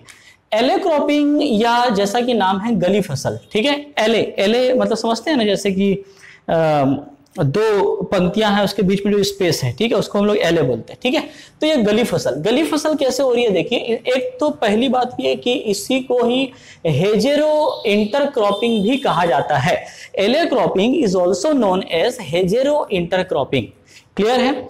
इस एले क्रॉपिंग में हम क्या करते हैं, हम मिक्स करते हैं किसको किसको, एक तो वुडी प्लांट्स जो होती हैं, यानी कि ऐसे पौधे, ऐसे वृक्ष जो क्या करें, हमको लकड़ी दें, वुडी प्लांट्स को एनुअल प्लांट्स के साथ मिक्स करके उसकी क्रॉपिंग की जाती है, ये एले क्रॉपिंग कहलाता है।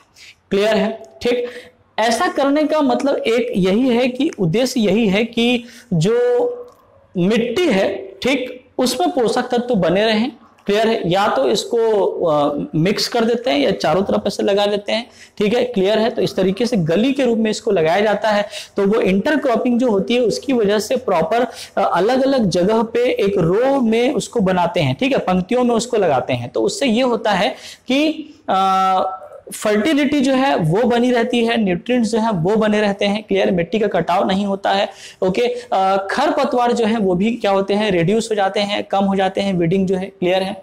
ये सारी चीजें इसमें होती हैं। अब कुछ चीजें हैं तो ध्यान में रखनी है। क्या डिजाइन कैसे रहेगा इसका, ठीक। पहली बात कि जो क्रॉपिंग करनी है, जो गली में फसल उसके लगानी है, तो वो स्पेसिंग भी मैटर करेगा, स्थिति भी मैटर करेगा, ठीक है। तो पोजीशन और स्पेसिंग जो है वो किस पर निर्भर करेगा, वो निर्भर करेगा कि आपने किस तरह के एनुअल क्रॉप्स लिए हैं, ठीक है, या वुडी प्लांट्स आपने लिए हैं, उसकी प्रजाति क्या है, स्पीसीज क्या है, सॉइल की क्या कंडीशन है, क्लाइमेट की क्या कंडीशन है, ठीक है, वहां पे ढलान तो नहीं है। क्लियर है, ठीक। वो सारी चीजें यहाँ पे मैटर करती हैं। क्लियर है बात, ठीक है। कैसे, तो देखो इसमें दरअसल कैसे किया जाता है, जो डिजाइन होता है वो ये होता है कि जैसे ये आपका एग्रीकल्चरल लैंड है। क्लियर। तो होता यह है कि हम जो वृक्ष लगाते हैं, जो ट्री क्रॉपिंग होती है ना, उसको हम लोग ईस्ट टू वेस्ट डायरेक्शन में रखते हैं, ठीक है। देखो जैसे यहां पर ये आपका ईस्ट हो गया, ये वेस्ट हो गया, ठीक है, नॉर्थ है, साउथ है। क्लियर। तो जो वृक्षों की जो रोज हम लगाएंगे, ठीक है, पंक्तियां जो लगाएंगे वो इस तरीके से लगेंगे, east to west, like this, ठीक है। ये वृक्ष लगे हुए हैं, ये वृक्ष हैं, ठीक, इस तरीके से। ओके। और क्लियर कर देता हूं कैसे, देखिए ये एक रो हो गई, एक दूसरी रो हो गई, ये आपका रो नंबर 1, ये रो नंबर 2, ठीक है ना। तो जो दो रोज हैं इनके बीच की जो डिस्टेंस है ये आपकी 4 से 8 मीटर होनी चाहिए स्पेसिंग, ठीक। और वहीं दो वृक्षों के बीच की दूरी यदि हम लोग देखें, ठीक है, ये वृक्ष लगे हुए हैं, ठीक है, तो दो वृक्षों के बीच की जो स्पेसिंग है, जो डिस्टेंस है, वो आपका 25 सेंटीमीटर, ठीक है, से 2 मीटर तक हो सकता है। क्लियर है। 25 सेंटीमीटर से 2 मीटर दो वृक्षों के, दो ट्रीज के बीच के डिस्टेंस है। क्लियर। और दो रोज के बीच की डिस्टेंस जो है वो 4 से 8 मीटर। क्लियर। ये स्पेसिंग होती है। अब इसमें कम ज्यादा हो सकता है। कैसे कम ज्यादा हो सकता है, तो अगर मान लीजिए कि आप बोलना चाहिए कि सपोज जो आर्द्र भूमि है या जहां पे मॉइस्चर कंटेंट ज्यादा है, ठीक है, तो वहां पे आप क्या कर सकते हो, आप जो स्पेसिंग है उसको कम कर सकते हो, ठीक है। लेकिन वहीं यदि कोई शुष्क जगह है, ठीक है, शुष्क भूमि है या उप आर्द्र भूमि है, सेमी ह्यूमिड एरिया है, ठीक है, तो वहां पे आप क्या करोगे, स्पेसिंग को बढ़ा दोगे। क्लियर है। दूर दूर कर दोगे। क्लियर है। क्योंकि दूर दूर रहने से ही प्रॉपर्ली सारे प्लांट्स को मॉइस्चर कंटेंट और न्यूट्रिएंट्स वगैरह सब मिल पाएंगे मिट्टी से। अदरवाइज ऑलरेडी एक तो शुष्क भूमि है, नमी की मात्रा कम है, ठीक है, और आप उसको सबको पास पास कर दोगे तो दिक्कत हो जाएगी। तो वहां पे दूर कर सकते हैं। जहां पे आर्द्र भूमि है, ह्यूमिड एरिया है, वहां पे स्पेसिंग को क्या करोगे, कम कर सकते हो, ठीक है। नॉर्मली इस पोजीशन में, इस स्पेसिंग में यहां पर हम क्या करते हैं, एले क्रॉपिंग करते हैं। बात समझ में आई। क्लियर है। तो ये एले क्रॉपिंग हो गया, ये डिजाइन हो गई। क्लियर है। जो डिजाइन है, ये स्पेसिंग जो है डिपेंड करता है यहाँ की मिट्टी कैसी है, क्लाइमेट कैसा है, कौन सी प्रजाति की ट्रीज आपने ली है, न्यूट्रिएंट्स कैसा है, मिट्टी में कार्बनिक पदार्थ हैं कि नहीं, वो सारी चीजें, ठीक है। अब जो ट्रीज, जो वृक्ष आप ले रहे हो, ठीक है, उसकी क्या वांछनीय विशेषता है जो उसमें होनी चाहिए, ये आप ध्यान दीजिए अब, ठीक है। देखो, नंबर 1, जो ट्रीज हैं वो होनी चाहिए कैसी, लेग्यूमिनस होनी चाहिए। मतलब ये कि मिट्टी की उर्वरता को यदि बढ़ा के रखना है तो ट्रीज जो है वो लेग्यूमिनस प्रवृत्ति की होनी चाहिए। मतलब ये कि जिसकी जड़ है वो क्या होनी चाहिए, गहराई में जा, मिट्टी की तरफ जाए, नीचे की तरफ जाए, ना कि ऊपर, यानी कि लेटरल रूट सिस्टम नहीं, डीप रूट सिस्टम उसमें होना चाहिए। आई बात समझ में, ठीक है। दूसरा, जो वृक्ष आप यहां पे ले रहे हो, ये जो वृक्ष आप ले रहे हैं ना, ठीक है, ये वृक्ष जो हैं वो कैसे होने चाहिए, उसकी जो क्राउन है वो कम होनी चाहिए। क्लियर है, आपको समझ में आ रहा है ना। यानी कि क्या, देखो, ये आपने अलग अलग यहां पे क्रॉपिंग ले ली, ठीक,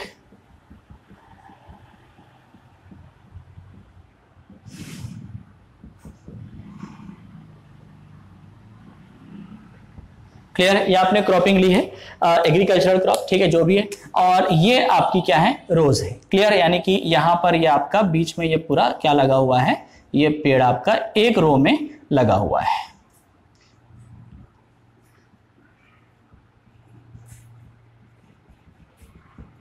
क्लियर है बात, ठीक है। तो ये जो एक रो हो गई, ये दूसरी रो हो गई, ठीक है। तो ये जो कैनोपी है वो क्या होना चाहिए, कम होना चाहिए, ठीक है, क्राउन कम होना चाहिए, समझे ना। जो घेरा है, ठीक, हरा भरा जो भाग है वृक्ष का वो कम होनी चाहिए। कम होगी तो मोर सनलाइट क्या करेगा, प्रवेश कर पाएगा यहां पर, इस एरिया में जहां पे क्रॉपिंग है, ठीक है। रीस्प्राउट, जब हम इस वृक्ष की क्या कर दें, कटाई कर दें, ठीक है, प्रूनिंग कर दें या पोलार्डिंग कर दें, जो अलग अलग जो फेलिंग सिस्टम है जो आपका, ठीक है, तो उसके बाद फिर इसको काटने के बाद क्या होना चाहिए कि इसमें जो नई शाखाएं हैं वो जल्दी आनी चाहिए, ठीक है। तो री स्प्राउट जो है वो उसमें एक क्षमता होनी चाहिए जल्दी आने की, ठीक। प्रोवाइड सफिशिएंट लीटर फॉल, ठीक है, जो वृक्ष है उसमें से जो कूड़ा है, ठीक, जो सड़े गले पदार्थ हैं, पत्तियां हैं, ठीक है, वो जो है क्या होनी चाहिए, सफिशिएंट मात्रा में गिरनी चाहिए या नीचे उस भाग में आनी चाहिए, ताकि जो उस प्लेस का, उस आसपास का जो एरिया है, जो मिट्टी है, उसमें उर्वरता बनी रहे, ठीक है। और जाहिर सी बात है, रासायनिक उत्पाद जो वृक्ष देते हैं ऐसे वृक्ष को यहां पर सुटेबल नहीं माना गया है। ऐसे वृक्ष को एले क्रॉपिंग में यूज नहीं करिएगा तो बेहतर रहेगा। क्यों? क्योंकि ऐसे वृक्ष जो है वो बिल्कुल क्रॉप के बीचों बीच लगे हुए हैं, उन्हीं के बीच इंटर क्रॉपिंग की गई है, मिक्स की गई है। तो जाहिर सी बात है, रासायनिक पदार्थ वाले यदि उत्पाद वाले जो वृक्ष है उसको यदि आप लोग यहाँ ग्रो करोगे तो फिर इसमें दिक्कत हो जाएगी। क्लियर है इतनी चीजें? तो ये आपको ध्यान में रखना होता है। क्लियर है इतना? ठीक है, 4 पॉइंट्स हो गए हैं एग्रीकल्चरल सिस्टम के। अब आगे बढ़ते हैं, अन्य पॉइंट्स पे देखें।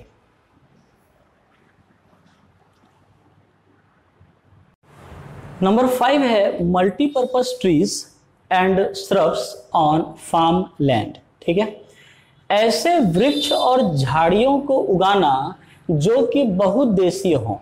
ठीक है, तो उसको जब हम लोग लेते हैं तो इसका एक ही पर्पस होता है कि क्या करते हैं कि जो ट्रीज हैं, जो झाड़ियां हैं, जो वृक्ष हैं, जो कि मल्टीपर्पस यानी कि बहुउद्देशीय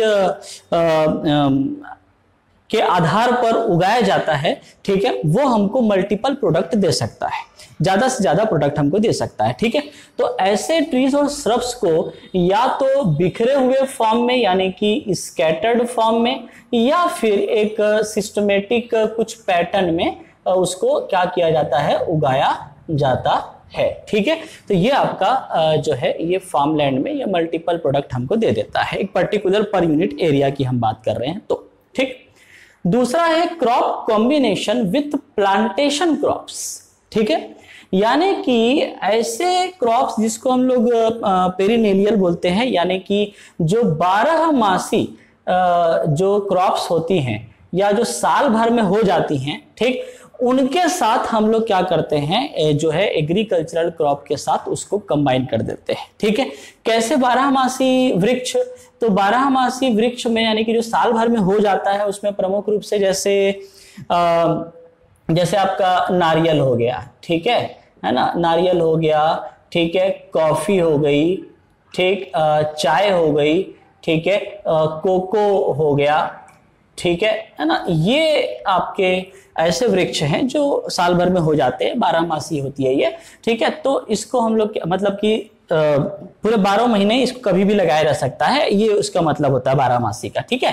तो इसको हम लोग क्या करते हैं कि कंबाइन कर देते हैं। तो ये एक सिस्टम हो गया एग्री सिल्वीकल्चर सिस्टम में, ठीक है। अब बात करते हैं agro forestry with fuel wood production, ठीक है।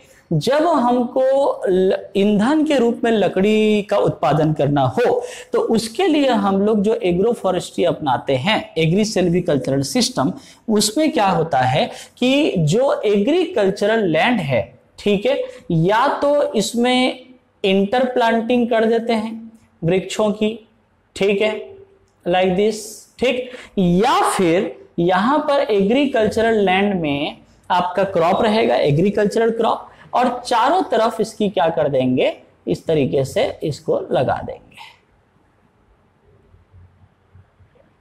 क्लियर है बात, ठीक है। तो चारों तरफ से लग जाएगा तो एक तरीके से वो एक तो फेंस का काम भी करेगा, घेरे का काम करेगा, दूसरा ये कि वो उसको शेल्टर भी प्रोवाइड करेगा, ठीक है। इसको, इस क्रॉपिंग को शेल्टर भी प्रोवाइड कर देगा, शेल्टर बेड क्रिएट हो जाएगा, ठीक है। तो ये एक कुछ फायदा होता है किसका, agro forestry with fuel wood production का। क्लियर है, ठीक। अब बात करते हैं कि भाई ये शेल्टर बेल्ट क्या है, इसको ध्यान से समझेंगे। थोड़ा सा इसमें डेटा वाला भी पॉइंट आता है जो एग्जाम में पूछा जाता है। ओके, देखो, शेल्टर बेल्ट यानी कि एक आश्रय पट्टी बन जाती है। कैसे बन जाती है, देखिए एक डायग्राम से समझ लेते हैं, आसान है। जैसे ये आपकी क्या हो गई, ये लैंड हो गया, ठीक है, जहां पे हमको एग्रो फॉरेस्ट्री करनी है। तो यहाँ पे हम लोग क्या करते हैं कि जो वृक्ष होते हैं उसमें लंबे वृक्षों को इस तरीके से, ठीक है, सेंटर में उगा दिया जाता है, ठीक है। ये लंबे वृक्ष सेंटर में उग गए, ठीक है। उसके बाद फिर जो मीडियम साइज के जो वृक्ष हैं उसको इन दोनों साइड्स में लगा दे रहे थे, दोनों तरफ, ठीक है, इससे लगा हुआ, लाइक दिस, इस तरीके से। क्लियर है, मीडियम साइज वाले। और उसके बाद फिर जो है हम लोग क्या करेंगे कि जो और बहुत छोटे जो प्लांट्स हैं या झाड़ियां हैं या ग्रासेस हैं, घास हैं, ठीक है, उसको फिर क्या करते हैं कि इस तरीके से यहां पर ऐसा लगा देते हैं, ठीक है, यहां पर इसको उगा देते हैं, है ना। तो इससे क्या होता है, देखो कि पर्टिकुलर इस एरिया में जब क्या हो रहा है कि आपका हवा जब आ रही है, ठीक है, तो जब हवा आ रही है तो ये इस तरीके से एक टिपिकल पिरामिड नुमा आपको यहाँ पे दिख रहा होगा, ठीक है ना, इस तरीके से, ठीक। तो ऐसा इसको उगाया जाता है। इससे ये होता है कि जब हवा आती है तो ये हवा की धारा इससे टकराएगी, तो हवा की धारा को ये विक्षेपित कर देती है, ठीक है, इस तरीके से, है ना, और हवा इस तरीके से बहने लगती है। क्लियर है बात, ठीक है। तो ये जो आप देख रहे हो, ये जो रोज में, पंक्तियों में वृक्ष लगे हुए हैं, ठीक है, इन्हीं के द्वारा एक यहां पर बेल्ट क्रिएट हो गया, ये एक बेल्ट क्रिएट हो गया है, ठीक है। ये जो बेल्ट क्रिएट हुआ है वो हवा की धारा के राइट एंगल में है, समकोण पे, याद रखिएगा। क्लियर है, समकोण, at right angle to the wind direction, okay, हवा की दिशा के समकोण पर ये आपका बेल्ट क्रिएट हुआ है। क्लियर, ठीक। अब इससे क्या हो रहा है कि इसके आसपास जो ये सारी यहाँ पर जो फसलें वगैरह लगी हुई हैं, ठीक है ना, ओके, इन फसलों को ये विंड के इरोजन से, हवा की वजह से जो कटाव हो रहा है, ठीक है, उससे वो बचाता है, प्रोटेक्शन प्रोवाइड करता है, ठीक है।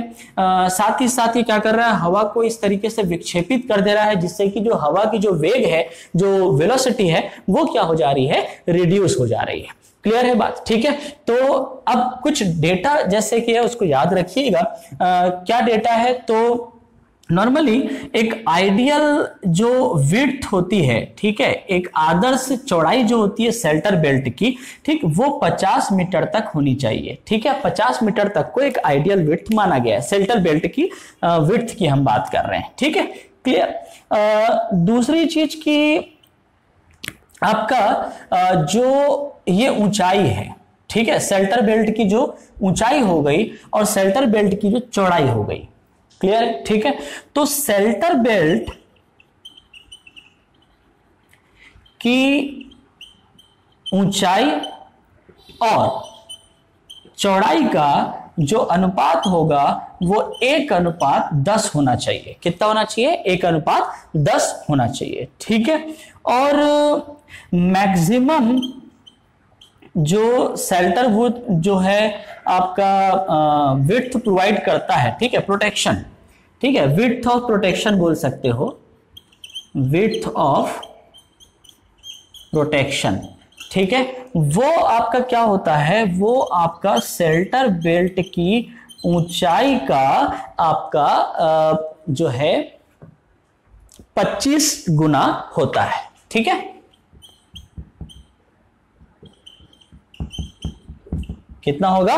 शेल्टर बेल्ट जो है प्रोटेक्शन, यानी कि देखो जैसे शेल्टर बेल्ट की ऊंचाई मान लीजिए कितनी है? 10 है। ठीक है, ये आपकी 10 मीटर है मान लीजिए। ठीक है, तो ये कितना प्रोटेक्शन प्रोवाइड करेगा? ये प्रोटेक्शन प्रोवाइड करेगा इस 10 का 25 गुना, यानी कि 250 मीटर तक ये आपका प्रोटेक्शन प्रोवाइड कर सकता है। वहां तक ये शेल्टर बेल्ट का विड्थ का प्रोटेक्शन आपको मिलेगा। क्लियर है बात इतनी? ठीक है, तो ये प्रमुख 3 चीजें इसमें याद रखिए शेल्टर बेल्ट में। क्लियर है? और मेनली ये ऐसी जगह पे हम लोग यूटिलाइज करते हैं जहां इस सिस्टम को अप्लाई करते हैं जहां पे विंड इरोजन जो है वो ज्यादा प्रोमिनेंट होता है। तो वहां पर हम लोग उस विंड इरोजन को रोकने के लिए, हवा की वजह से जो कटाव हो रहा है उसको रोकने के लिए हम लोग क्या करते हैं, ये इस तरीके से हम सेंटर पे सबसे ऊंचाई वाले वृक्ष को उगाएंगे, मीडियम साइज वाले को उसके आजू बाजू में उगा देंगे दोनों तरफ। ठीक है, और सबसे कम जो है यानी कि जैसे घास है, झाड़ियां हैं, उसको फिर इधर हम लोग करते हैं, उगा देते हैं। इससे कि एक पिरामिड नुमा, टिपिकल पिरामिड नुमा एक आपका शेल्टर बेल्ट तैयार हो जाता है। और कैसे रहेगा शेल्टर बेल्ट? तो ये आपका विंड के डायरेक्शन के परपेंडिकुलर यानी कि राइट एंगल पे रहेगा। क्लियर है? हाँ, कहीं कहीं पे यदि हवा की दिशा में बहुत ज्यादा परिवर्तन आ रहा है तो ये जो शेल्टर बेल्ट होता है इसको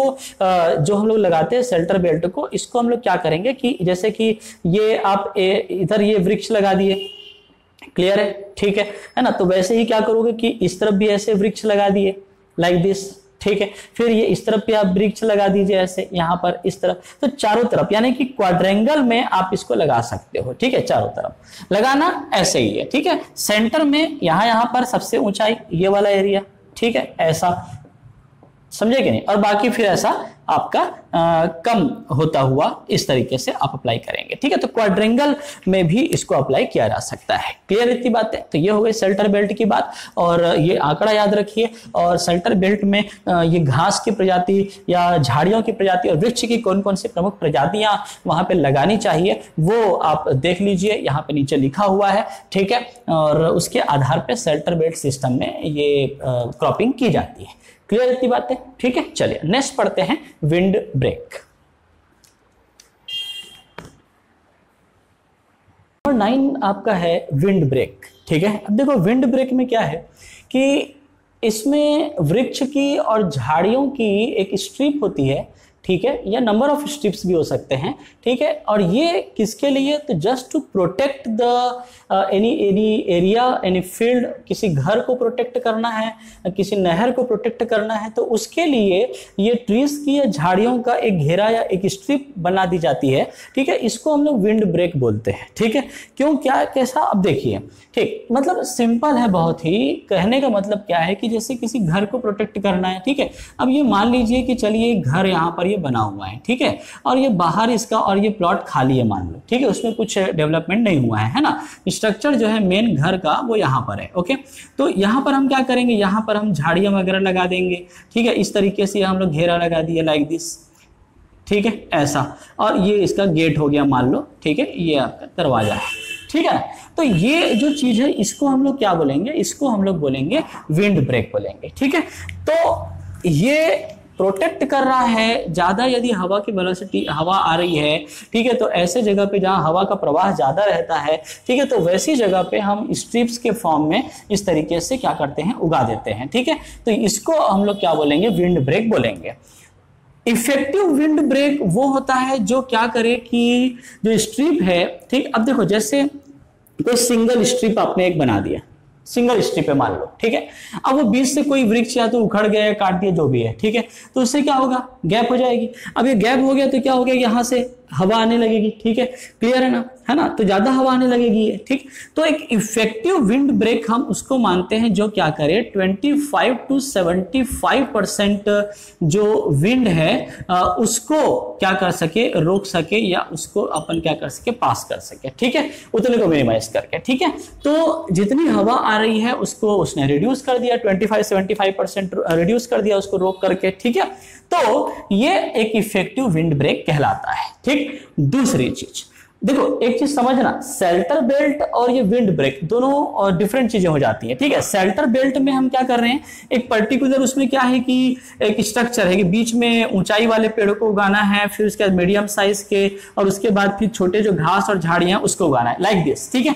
यहां पर ऐसा कुछ नहीं है, यहाँ पे कोई सिस्टम नहीं है, यहाँ पे आप कैसे भी उगा सकते हो, लाइक दिस, ठीक है, इस तरीके से भी हो सकता है, ओके। तो ये पर्टिकुलर इस तरीके से आपने ये ऐसा मान लीजिए प्रोवाइड कर दिया, तो ये जो एरिया आप देख रहे हो यहाँ पे बीच में, ठीक, ये इसके लिए क्या करेगा, विंड ब्रेक का काम करेगा यहाँ पर, ठीक है। जो हवा जा रही है, ठीक है, इस जितनी हवा जा रही है उतना अंदर नहीं जाएगा, उसको रोकेगा, क्लियर है। तो इससे क्या होगा, अब यहाँ पर जो एरिया है, यहाँ पर कुछ घर वगैरह बना हुआ है, तो इसको क्या करेगा कि विंड ब्रेक करेगा, क्लियर है। तो जनरली जो इफेक्टिव प्रोटेक्शन है, ठीक, विंड ब्रेक का, वो उसकी लेंथ जो होनी चाहिए, ठीक, वो 12 गुना होनी चाहिए, ठीक है, 12 times of the height of the trees और श्रब्स, ठीक है। ये जो हाइट यहां पर हमने यूज की, ठीक है ना, इसका यदि 12 गुना लेंथ में आपका वो प्रोटेक्शन दे रहा है तो वो एक अच्छा विंड ब्रेक माना जाएगा, क्लियर इतनी बातें, ठीक। तो उसके हिसाब से हमको जितनी नंबर ऑफ स्ट्रिप्स चाहिए वो हम लोग डिसाइड कर लेंगे, क्लियर है बात। तो सिंगल स्ट्रिप से नहीं हुआ तो फिर डबल स्ट्रिप प्रोवाइड कर दीजिए, ट्रिपल स्ट्रिप प्रोवाइड कर दीजिए, इस तरीके से, बात समझ में आई, ठीक। तो ये हो गया आपका क्या, wind break, okay. Soil conservation hedges की बात करें तो ये ज्यादा ऐसा कुछ है नहीं। सॉइल कंजर्वेशन मतलब हम क्या कर रहे हैं, यहाँ पे मृदा का संरक्षण कर रहे हैं, ठीक है। और मृदा का जो संरक्षण हम करेंगे उसका जो माध्यम होगा, ठीक है, मृदा के संरक्षण का जो माध्यम होता है इसमें वो ये होता है कि हम ऐसे ट्रीज को प्लांट करते हैं जो क्या करे, स्थिरीकरण प्रोवाइड करे मृदा को, ठीक है। तो मृदा के स्थिरीकरण के माध्यम से हम क्या करते हैं, मृदा का संरक्षण करते हैं, तो वो आपका सॉइल कंजर्वेशन हेजेस कहलाता है, ठीक है। बस इसमें यही पॉइंट याद रखिएगा, ऑब्जेक्टिव के हिसाब से और कुछ भी नहीं इसमें पढ़ना है, ठीक है। तो ये आपका एग्री सिल्वीकल्चर जो सिस्टम है, कृषि वानिकी के क्लासिफिकेशन में पहला जो हमने टाइप देखा, एग्री सिल्वीकल्चर यानी कि कृषि संवर्धन प्रणाली, ये यहां पर कंप्लीट हो गया है। नेक्स्ट क्लास में जो बाकी के जो 3 सिस्टम हैं उसको हम लोग पढ़ेंगे, एग्री पोस्चरल, फिर आपका एग्री सिल्वोपास्चरल, ठीक है, और अदर जो सिस्टम्स है उसको पढ़ेंगे और पॉलिसीज पढ़ेंगे, क्लियर है। आज के लिए इतना ही, ठीक है, बहुत लंबी क्लास हो चुकी है इसलिए मैं और आगे नहीं बढ़ रहा हूं, क्योंकि अभी भी 1 घंटे की क्लास बची हुई आप मान के चलिए, तो वो हम लोग पार्ट 2 में कवर करेंगे, क्लियर है, ठीक है। तो आज का जो टॉपिक था उसको मैंने हिंदी और इंग्लिश दोनों बाइलिंगुअल में बताया है ताकि इक्वली बेनिफिटेड आपको मिल सके इंग्लिश मीडियम और हिंदी मीडियम के लिए, ठीक है। चलिए, कृषि वानिकी की दूसरा लेक्चर के लिए तैयार रहिएगा। नेक्स्ट जो है 1 दिन के बाद फिर से हम लोग मिलेंगे। Thank you so much.